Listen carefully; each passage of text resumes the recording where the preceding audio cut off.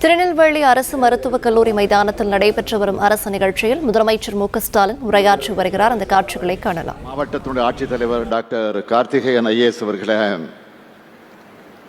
உள்ளாட்சி அமைப்பினுடைய பிரதிநிதிகளை, அரசு உயர் அலுவலர்களை,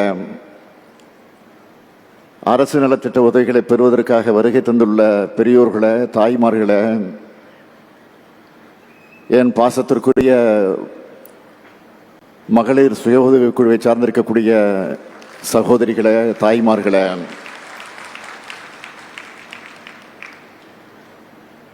பத்திரிகை மற்றும் ஊடகத்துறையை சார்ந்திருக்கக்கூடிய நண்பர்களை,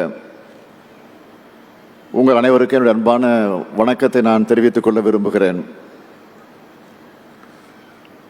திக்கட்டும் புகழ் பரப்பிய நெல்லை சீமையிலே நடைபெறும் அரசு விழாவிலே கலந்து கொண்டு உங்களை எல்லாம் சந்திப்பதில் மிகுந்த மகிழ்ச்சி அடைகிறேன். பாண்டியர் ஆட்சியாக இருந்தாலும் மகிழ்ச்சி அடைகிறேன். பாண்டியர் ஆட்சியாக இருந்தாலும், சோழர் ஆட்சியாக இருந்தாலும், விஜயநகர ஆட்சியாக இருந்தாலும், பிரிட்டிஷ் ஆட்சியாக இருந்தாலும், எந்த ஆட்சியாக இருந்தாலும் அதுல மிக முக்கியமான நகரமாக இருந்த ஊர் நம்ம திருநெல்வேலி.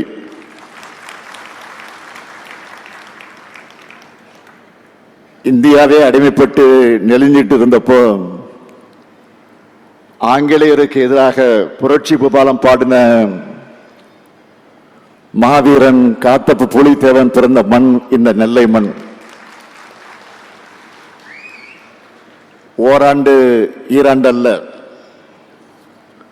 17 ஆண்டுகள் வெள்ளையருக்கு எதிராக படை நடத்தின பாளையக்காரர் தான் பூலித்தேவன். அந்த பூலித்தேவனுக்கு நெல்கட்டும் சேவல்ல நினைவுமன்றம் அமைச்சவர் நம்ம தலைவர் கலைஞர் அவர்கள். நெல்லையின் அடையாளங்கள்ல முக்கியமானது 7ஆம் நூற்றாண்டுல நின்ற சீர் நெடுமாற பாண்டியரால் கட்டப்பட்ட நெல்லையப்பர் கோயில். இப்படி பாரம்பரியமிக்க கோயில 700 ஆண்டுகளுக்கு பிறகு புதுப்பிச்சு திருப்பணிகளை செஞ்சவர் நம்முடைய முதலமைச்சராக இருந்த தலைவர் கலைஞர் அவர்கள். அதே போல நம்ம ஆட்சியில தான் நெல்லையப்பர் கோயிலை பூட்டி கிடந்த மேற்கு வடக்கு தெற்கு வாசல்கள் திறக்கப்பட்டது. அதேபோல் வரும் நவம்பருக்குள் கோயிலின் வெள்ளி தேர் ஓடும்.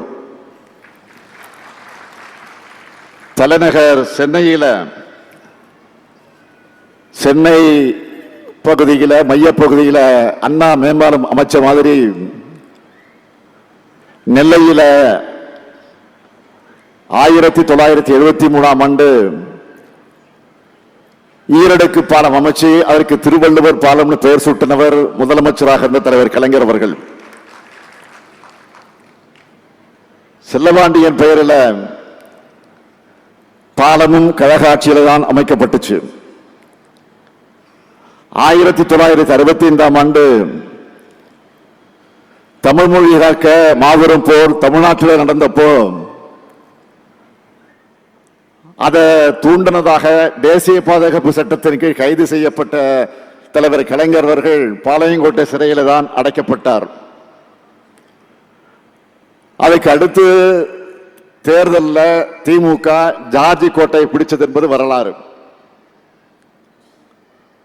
தமிழோட வரலாற்று பெருமைக்கும் இந்த நெல்லை மண் தான் அடையாளம். தமிழர்களோட தொன்மையை நிலைநாட்டி வர்ற அரசா நம்ம திராவிட மாடல் அரசு செயல்பட்டு வருது. அதை மெய்ப்பிக்கிற ஆய்வுகளை தமிழ்நாடு தொல்லியல் துறை மூலமா நாம தொடர்ந்து செஞ்சுட்டு வரோம். அந்த ஆய்வுகள் பல்வேறு திருப்பு முனைகளை உருவாக்கிட்டு வருது. தமிழ்நாட்டில் நகர நாகரிகமும் எழுத்தறிவும் கிமு 6ஆம் நூற்றாண்டிலேயே தொடங்கியாச்சுன்னு கீழடி அகழ்வாய்வு முடிவுகள் மூலமா நிறுவி இருக்கிறோம். இரும்பின் தொன்மையானது 5300 ஆண்டுகளுக்கு முன்னால் அப்படிங்கிற வரலாற்றை சில வாரங்களுக்கு முன்ன நான் உலகத்துக்கே அறிவிச்சோம். இந்த மாவட்டத்தில் பொருணை ஆற்றங்கரையில் 3200 ஆண்டுகளுக்கு முன்பு வேளாண் பயிர் தொழில நெல் பயிரிடப்பட்டிருக்குன்னு சிவகல அகழ்வாய்வு முடிவில் வெளிப்படுத்தி பொருணை அருங்காட்சியக பணிகளும் 33 கோடி ரூபாய் மதிப்பீட்டில் நடைபெற்று வருது. வர்ற ஏப்ரல் மாசத்துக்குள்ள பணிகள் முடிவு வர இருக்கு. இப்படி தமிழர்களுடைய வரலாற்று பெருமைக்கு அடையாளமாகவும் வரலாற்று பெருமையும் வீரமும் மிகுந்த நெல்லை மாவட்டத்தில் இந்த அரசு விழாவை எழுச்சியோடு இங்க வந்து அமர்ந்தவுடன் நம்முடைய நீர்வளத்துறை அமைச்சர் துரைமுருகன் அவர் சொன்னார்கள், என்னப்பா இது மாநாடு போல இருக்கிறது என்று சொன்னார். ஆக இதை பிரம்மாண்டமாக ஏற்பாடு செஞ்சிருக்கக்கூடிய நகராட்சி நிர்வாகத்துறை அமைச்சர், இந்த மாவட்டத்துடைய பொறுப்பு அமைச்சர் மாண்புமிகு கே. நேரு அவர்களுக்கு என்னுடைய மனமார்ந்த நன்றியை நான் தெரிவிச்சுக்கிறேன். அமைச்சர் நேரு அவர்களை பொறுத்த வரைக்கும் எதையும் பிரம்மாண்டமாக நடத்தித்தான் அவருக்கு பழக்கம். சின்னதெல்லாம் சின்ன மாதிரி எல்லாம் அவருக்கு நடத்த தெரியாது, வராது. அதே போல எல்லா மாவட்டத்தையும் தன்னுடைய சொந்த மாவட்டமாக நினைக்கிற பரந்த உள்ளம் கொண்டவர் அமைச்சர் நேரு அவர்கள். திருச்சி மண்டலத்தை வளர்த்தெடுத்த அமைச்சர் நேருவுக்கு முதல்ல சேலம் மாவட்ட பொறுப்பை வழங்கணும். சேலத்தை சீர் செஞ்சார். அடுத்து நெல்லைய வழங்கின, நெல்லைய நேர் செஞ்சிருக்கிறார் நேரு. ஏராளமான திட்டங்களை உருவாக்கி அதுக்கான நிதிகளையும் பெற்று உரிய காலத்துக்கு முன்னதாக திட்டங்களை முடிச்சு காட்டி நெல்லை மாவட்டத்தை சீர்மிகு நெல்லையா மாத்திட்டு வர்ற அமைச்சர் நேரு அவர்களுக்கும் இந்த மாவட்டத்தினுடைய நிர்வாகத்துக்கும் என்னுடைய மனமார்ந்த பாராட்டுகளும் வாழ்த்துக்களும்.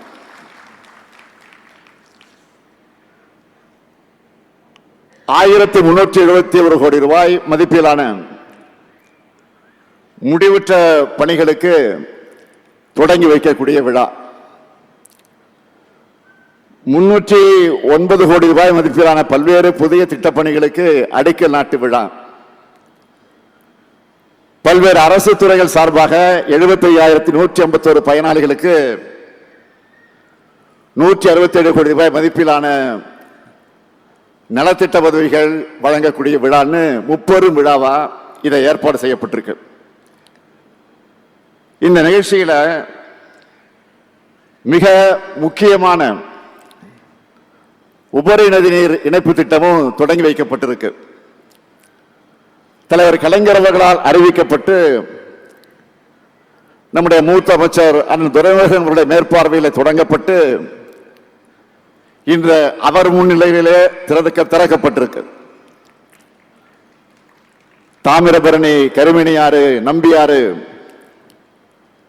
உபரி நதி நீர் இணைப்பு திட்டம் மிக மிக முக்கியமான திட்டம். இது மூலமா தாமிரபரணி ஆற்றின் வெள்ள நீரை 75 கிலோமீட்டர் நீளத்துக்கு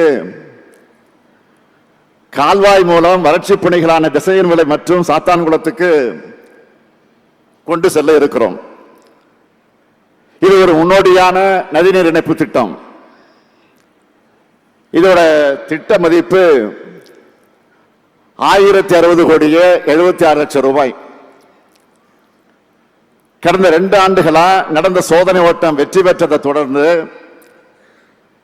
இன்னைக்கு இந்த திட்டம் தொடங்கி வைக்கப்பட்டிருக்கு. நம்ம திராவிட மாடல் ஆட்சி அமைஞ்ச பிறகு திருநெல்வேலி மாவட்டத்துக்கு ஏராளமான திட்டங்கள் நிறைவேற்றி தரப்பட்டிருக்கு. பொருணை அருங்காட்சியகத்தை பத்தி முதல்ல சொன்னேன். தாழையூத்து முதல் கொங்காந்தான் பாறை விளக்கு வர திருநெல்வேலி மாநகருக்கான மேற்கு புறவழிச்சாலை, அம்பாசமுத்திரம் புறவழிச்சாலை, தாமிரபரணி நதியை நீராதாரமாக கொண்டு 605 கோடியே 75 லட்சம் ரூபாய் மதிப்பீட்டில் கூட்டு குடிநீர் திட்டப் பணிகள், களக்காடு நகராட்சி மற்றும் 7 பேரூராட்சிகள் இருக்கக்கூடிய குடியிருப்புகளுக்கு 423 கோடியே 13 லட்சம் ரூபாய் மதிப்பீட்டில் கூட்டு குடிநீர் திட்டப் பணிகள் ஆகியவை நடந்து கொண்டிருக்கிறது. திருநெல்வேலி மாவட்டத்தில் 2021-22 முதல் டிசம்பர் 2024 வரை 5 கூட்டு குடிநீர் திட்டங்கள் 405 கோடி ரூபாய் 68 லட்சம் ரூபாய் மதிப்பீட்டில் நிறைவேற்றப்பட்டு 115 குடியிருப்பு பகுதிகள் பயன்பெறக்கூடிய வகையில் நிறைவேற்றப்பட்டிருக்கு. திருநெல்வேலி மாநகராட்சியில் பாதாள சாக்கடை திட்டம், முரப்பநாடு கூட்டு குடிநீர் திட்டப்பணிகள் நடந்துட்டு வருது. மணிமுத்தாறு அணை பூங்கா பகுதியில் பல்லுயிர் பகுதியில் பல்லுயிர் பூங்கா மற்றும் சாகச சுற்றுலா பூங்கா அமைக்கும் பணிகள் பரிசீலனையில் இருக்கு. திருநெல்வேலி மாநகரம் பெருமாள்புரம் பகுதியில் புதிய ஐடி பூங்கா, வள்ளியூர்ல மாவட்ட தலைமை மருத்துவமனை, திருநெல்வேலி மருத்துவக் மருத்துவமனையில் 50 படுக்கைகள் கொண்ட தீவிர சிகிச்சை பிரிவு மற்றும் ஆய்வகம், திருநெல்வேலி மருத்துவ கல்லூரியில் இதயம், நரம்பு, சிறுநீரகம் மற்றும் கல்லீரல் நோய்களுக்கான உயர் சிறப்பு மருத்துவ பிரிவு, அம்பாசமுத்திரத்தில் அரசு மருத்துவமனையில் கூடுதல் கட்டடம், மேலப்பாளையம் அரசு மருத்துவமனையில் தாய் மற்றும் குழந்தை பராமரிப்பு பிரிவு, என்சிடி பிளாக் மற்றும் டயாலிசிஸ் பிரிவு, பாளையங்கோட்டை வட்டம் முத்தூர் கிராமத்தில் புதிய சிட்கோ தொழிற்பேட்டை, மானூர் வட்டம் மதவக்குறிச்சியில் அரசு கலைக்கல்லூரி, காணி பழங்குடியின மக்களோட நீண்ட நாள் கோரிக்கையான விக்கிரமசிங்கபுரம் நகராட்சிக்குட்பட்ட காரையாறு சின்னமயிலாறு இடையே தாமிரபரணி ஆற்றை கடக்க இரும்பு பாலம் என இப்படி பல திட்டப்பணிகள் முடிக்கப்பட்டிருக்கு. இன்று காலையில் தினசரி பத்திரிகையில் பல்வேறு கோரிக்கைகளை படிச்சு பார்த்தேன், செய்திகளாக போட்டிருக்கிறாங்க. நல்ல எண்ணத்தோடு சில பேர் போட்டிருக்கிறாங்க, கெட்ட எண்ணத்தோடு சில பேர் போட்டிருக்கிறாங்க. அது வேறு, எந்த செய்தியாக தான் நான் படிப்பதை தவறுறதில்லை. ஆகவே உங்களை பார்க்க இவ்வளவு தூரம் வந்திருக்க நான் புது அறிவிப்புகளை அறிவிக்காம நான் போக முடியுமா? இங்கிருந்து நேரு என்ன விட்டுருவாரா? ஆகவே நெல்லை சீமைக்கான முதல் அறிவிப்பு திருநெல்வேலி மாவட்டத்தோட எதிர்கால தொழில் வளர்ச்சியை கருத்திலே கொண்டு நாங்குநேரி வட்டம் மருங்கால்குறிச்சி மற்றும் திருவரமங்கபுரம் கிராமங்கள்ல 2291 ஏக்கர் பரப்பளவுள்ள புதிய சிப்காட் தொழிற்பூங்கா அமைக்கப்படும். அது மட்டுமல்ல, மூளைக்கரைப்பட்டி பகுதியில் இருக்கக்கூடிய 1200 ஏக்கர் தரிசு நிலங்கள்ல மேலும் ஒரு புதிய சிப்காட் தொழிற்பூங்கா அமைக்கப்படும். இரண்டாவது அறிவிப்பு, திருநெல்வேலி மாநகரத்தில் மதுரை குமரி சாலையில் பாளையங்கோட்டை பேருந்து நிலையம் மற்றும் எம்ஜிஆர் பேருந்து நிலையம் இடையே குலவணிகர் புறத்தில் இருக்கக்கூடிய ரயில்வே கலவு பாதைக்கு மாற்றா புதிய ஒய் வடிவு ரயில்வே மேம்பாலம் 120 கோடி ரூபாய் மதிப்பீட்டில் அமைக்கப்படும். மூன்றாவது அறிவிப்பு, திருநெல்வேலி மாநகராட்சியில் புதிய கழிவுநீர் சுத்திகரிப்பு நிலையம் அமைக்கப்பட்டு அதிலிருந்து சுத்திகரிக்கப்பட்ட நீரை சிப்காட் கங்கை கொண்டான் தொழிற்சாலைகளுக்கும் மற்ற தொழில் பூங்காக்களுக்கும் பயன்படுத்த திட்டம் செயல்படுத்தப்படும். இதன் மூலம் தாமிரபரணி ஆற்றில் கழிவுநீர் கலக்கிறத முற்றிலுமாக தடுக்கவும் தொழிற்சாலை தேவைகளுக்கு சுத்திகரிக்கப்பட்ட நீரை பயன்படுத்தவும் வழிவகை ஏற்படும். 4வது அறிவிப்பு, பாளையங்கோட்டை அம்பாசமுத்திரம் சாலை மேலப்பாளையம் பகுதியில் 9 கோடி ரூபாய் மதிப்பீட்டில் நெடுஞ்சாலைத்துறை மூலம் 4 வழிச்சாலையா விரிவாக்கம் செய்யப்படும். 5வது அறிவிப்பு, அம்பாசமுத்திரம் வட்டம் அருள்மிகு பாபநாச சுவாமி திருக்கோயிலுக்கு வர்ற பக்தர்களுக்கு பல்வேறு உள்கட்டமைப்பு வசதிகள் ஏற்படுத்த 5 கோடி ரூபாய் மதிப்பீட்டில் மேம்படுத்தப்படும். 6வது அறிவிப்பு, மீனவ பெண்களோட வாழ்வாதார மேம்பாட்டுக்காக திருநெல்வேலி மாவட்ட கடற்கரை பகுதியில் கடல் பொருட்கள் மதிப்பு கூட்டல் மையம் மற்றும் உற்பத்தியாளர் நிறுவனம் 3 கோடி ரூபாய் மதிப்பீட்டில் உருவாக்கப்படும். நான் இப்ப அறிவிச்ச திட்டங்களுக்கெல்லாம் விரைவில் அரசாணை வெளியிடப்பட்டு பணிகள் தொடங்கும். 2023ஆம் ஆண்டு டிசம்பர்ல எப்படிப்பட்ட கனமழை பெஞ்சதுன்னு உங்களுக்கு எல்லாம் தெரியும். அதனால திருநெல்வேலி, தென்காசி, கன்னியாகுமரி, தூத்துக்குடி உள்ளிட்ட தென் மாவட்டங்கள் எப்படியெல்லாம் கடுமையான அளவுக்கு பாதிக்கப்பட்டதுன்னு நல்லா உங்களுக்கு தெரியும். அந்த பாதிப்புகள் இருந்து மீள ஒன்றிய அரசு கிட்ட நாம நிதி கேட்டோம். 2 ஒன்றிய அமைச்சர்கள் வந்தாங்க. ஆனா அவங்க உடனடியாக இடைக்கால நிதி உதவியை கூட செய்யல. நம்முடைய நைனா நாகேந்திரன் கோபித்துக் கொள்ளக்கூடாது, அவருக்கு உண்மை தெரியும். ஆனா அவர் பேச மாட்டார். நீங்கள் பேசுங்கள் என்றுதான் எனக்கு அனுமதி கொடுப்பார். இருந்தாலும் மாநில அரசோட நிதியை வச்சு நிவாரண பணிகளை நாம செஞ்சோம். தொடர்ந்து ஒன்றிய அரசு கிட்ட நிதி கேட்டு வலியுறுத்தினோம். கொடுக்காத அவங்கள கண்டிச்சோம், அப்பவும் வரல. நாடாளுமன்றத்திலும் பேசணும், அப்பவும் வரல. ஏன் நீதிமன்றம் போனோம். அதன் பிறகுதான் ஒன்றிய அரசு தமிழ்நாட்டுக்கு வெள்ள நிவாரண நிதியை அறிவிச்சாங்க. அது எவ்வளவு? நாம கேட்டது 37,907 கோடி ரூபாய். 37,907 கோடி ரூபாய். வேற வழி இல்லாம ஒன்றிய அரசு கொடுத்தது. எவ்வளவு கொடுத்தது? வெறும் 276 கோடி ரூபாய். நாம கேட்டதுல ஒரு விழுக்காட்டை கூட கொடுக்கல. இப்படிதான் ஒன்றிய அரசு நடந்துகிட்டு இருக்கு. சரி போகட்டும், இந்த பட்ஜெட்லயாவது நம்ம கேட்ட நிதிகளை ஒதுக்கி தருவாங்கன்னு எதிர்பார்த்தோம். அதுவும் இல்லை. தமிழ்நாட்டுக்கு நிதியும் கிடையாது, நீதியும் கிடையாதுன்னு ஒதுக்கிட்டாங்க. மீண்டும் மீண்டும் வஞ்சிக்குது ஒன்றிய பாஜக அரசு. அவங்களை பொறுத்த வரைக்கும் கூட்டணியில் இருக்கக்கூடிய மாநிலங்களுக்கும் எலெக்ஷன் வரக்கூடிய மாநிலங்களுக்கு மட்டும்தான் அறிவிப்புகளையும் நிதியும் கொடுப்பாங்க. அதனால்தான் நாம கேட்கிறோம். என்ன கேட்கிறோம்? இந்தியாவோட வரைபடத்தில் மட்டும் தமிழ்நாடு இருந்தா போதுமா? அரசாங்கம் வெளியிடக்கூடிய நிதி அறிக்கையில இருக்க வேண்டாமா? ஒன்றிய அரசு திட்டங்கள்ல தமிழ்நாட்டின் பெயர் இருக்க வேண்டாமா? தமிழ்நாட்டுக்கு சிறப்பு திட்டங்கள் அறிவிக்க வேண்டாமா? தேர்தல் நேரத்தில் வாக்கு கேட்க மட்டும் தமிழ்நாட்டுக்கு வந்தா போதும்னு நினைக்கிறாங்களா? இப்படி நாம் கேட்கிற கேள்விகள் எதுக்கும் பாஜக இருந்து எந்த பதிலும் வராது. திருநெல்வேலி அல்வான்னா உலகமே ஃபேமஸ். ஆனா இப்போ மாநிலங்களுக்கு ஒன்றிய அரசு தர அல்வா தான் அதை விட ஃபேமஸா இருக்கு. நம்ம திராவிட மாடல் அரசை பொறுத்த வரைக்கும்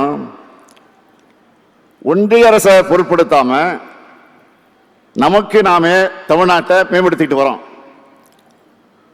அதனால்தான் ஒன்றிய அரசு வெளியிடுகிற எல்லா புள்ளி விவரங்கள்லையும் முன்னிலையில் இருக்கிறோம். அதுக்கு காரணம் வாக்களிச்ச மக்களான உங்களுக்கு நாங்க உண்மையாக இருக்கிறோம். ஒன்றிய அரசு மேல குறை சொல்லிட்டு எந்த திட்டத்தையும் உருவாக்க நாங்க விட்டுல. நாளுக்கு நாள் புது திட்டங்கள் வந்துகிட்டே இருக்கு. நாங்க உருவாக்கிக்கிட்டே இருப்போம். நேற்றைக்கு கூட கங்கை கொண்டா சிப்காட்ல 3800 கோடி ரூபாய் மதிப்பீட்டில் டாடா பவர் சோலார் நிறுவனத்தை தொடங்கி வச்சோம். அது மட்டுமல்ல, 2600 கோடி ரூபாய் மதிப்பீட்டில் விக்ரம் சோலார் நிறுவனத்துக்கு அடிக்கல் நாட்டி இருக்கிறேன். இதுல டாடா பவர் சோலார் நிறுவனத்துக்கு நாம ஆட்சிக்கு வந்து 4/7/2002 புரிந்துணர்வு ஒப்பந்தம் MOU புரிந்துணர்வு ஒப்பந்தம் போட்டு 20/10/2022 அடிக்கல் நாட்டி நேற்று, அதாவது 2 ஆண்டுல திறந்து வச்சிருக்கிறோம். அந்த தொழிற்சாலை மூலம் மட்டும் 4000 பேருக்கு வேலை வாய்ப்பு கிடைக்குது. அதுல முக்கியமான என்னன்னு கேட்டால் 80% பேர் பெண்கள்.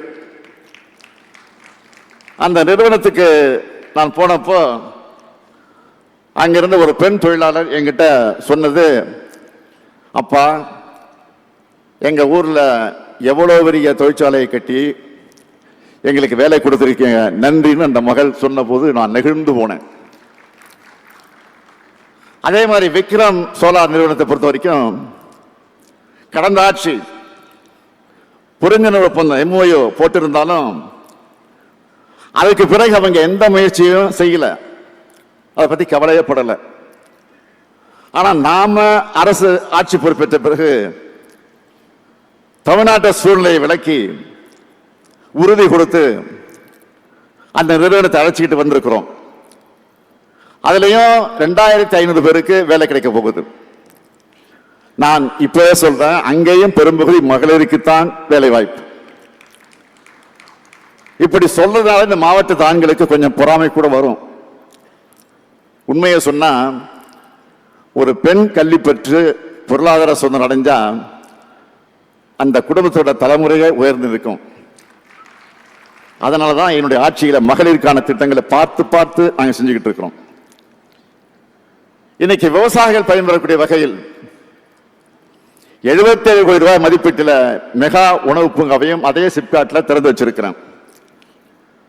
அதன் மூலம் 1000 தொழிலாளர்களுக்கு வேலை வாய்ப்பு கிடைக்கும்.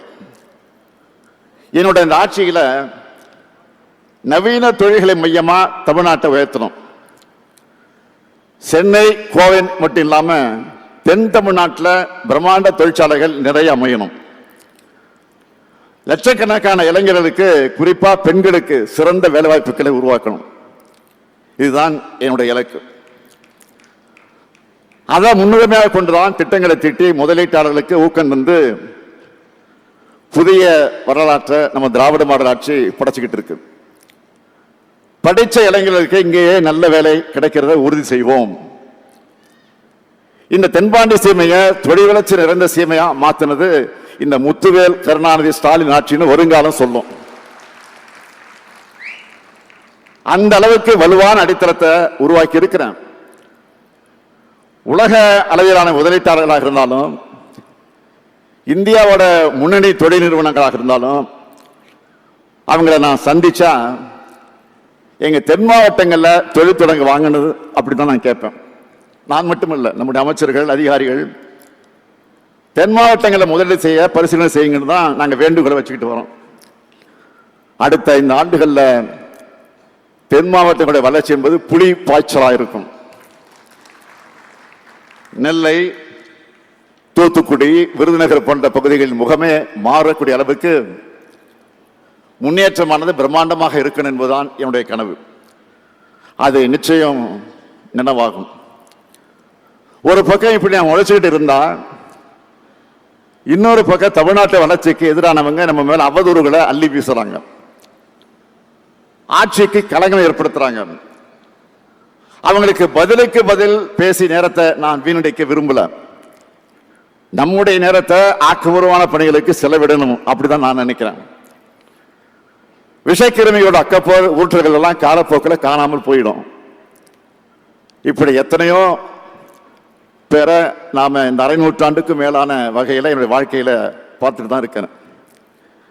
என்னை பொறுத்த வரைக்கும் நான் அழுத்த நிறுத்தமா சொல்றது, மற்றவங்க மாதிரி கண்ணு கெட்டி தூரம் வர எதிரிகளே இல்லைன்னு இருமாப்போடு நான் பேசுறவன் இல்லை. இந்த ஸ்டாலின் தோழமையில இருக்கக்கூடியவங்க பேசினாலும் சரி, எதிர்முகாமில் இருக்கக்கூடியவங்க பேசினாலும் சரி, அன்பா பேசினாலும் சரி, கோபமா பேசினாலும் சரி, அவங்க பேசுறதுல நியாயம் இருந்தாலும் சரி, மக்களுக்கு நன்மை இருந்தா அதையெல்லாம் செஞ்சு கொடுக்கணும்னு நினைக்கிறவன் தான் நான்.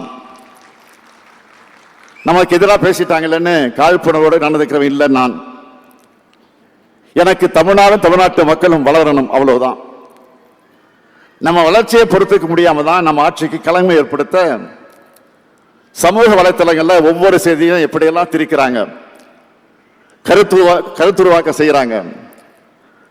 அவங்களுடைய நோக்கம் ஒண்ணுதான், திமுகவை எப்படி அழிக்கலாம், தமிழ்நாட்டோட வளர்ச்சியை எப்படி கெடுக்கலாம். ஏன்னா அவங்களுடைய நீண்டகால திட்டத்துக்கு தடையா இருக்கிறது நம்முடைய திராவிட மாடல் ஆட்சி தான். அவங்களால பொறுத்துக்க முடியல. இந்த ஆட்சி இருக்கிறதால தான் தமிழ்நாட்டை முன்னேற்ற திட்டங்கள் எல்லாம் செயல்படுத்துறாங்க, உண்மையான வரலாற்றை தோண்டி எடுக்கிறாங்க, மொழி உணர்வு, கல்வி உரிமை, மாநில உரிமைன்னு பேசுறாங்க. அவங்களுக்கு இதெல்லாம் நம்ம பார்த்தா பிடிக்கல. நான் உறுதியோடு சொல்றேன், தமிழ்நாட்டுக்கு பக்கபலமா திமுக ஆட்சி எப்பவும் இருக்கும். திமுகவுக்கு பக்கபலமா தமிழ்நாட்டு மக்களாக இருக்கக்கூடிய நீங்களும் எப்பவும் இருப்பீங்க. அவங்க என்ன சதித்திட்டம் தீட்டி நேரடியாக வந்தாலும் சரி, அது துரோகிகளை துறைக்கு அழைச்சிட்டு வந்தாலும் சரி, அதை நாம நிச்சயம் முறியடிப்போம். ஏன்னா நாம தந்தை பெரியாரின் வழி வந்தவங்க, பேரறிஞர் அண்ணாவின் வழி வந்தவங்க, தமிழக தலைவர் கலைஞருடைய வழி வந்தவங்க. கொண்டிருக்கும் கொள்கையாலும் செஞ்சிருக்கக்கூடிய சாதனைகளாலும் நாம தான் தமிழ்நாட்டை என்றென்றைக்கு மாள்வோம். அதுக்கு எப்பவும் உங்களுடைய துணை வேணும். அதற்கான ஆதரவை தொடர்ந்து நீங்கள் தர வேண்டும் என்று கேட்டு விடைபெறுகிறேன். நன்றி, வணக்கம்.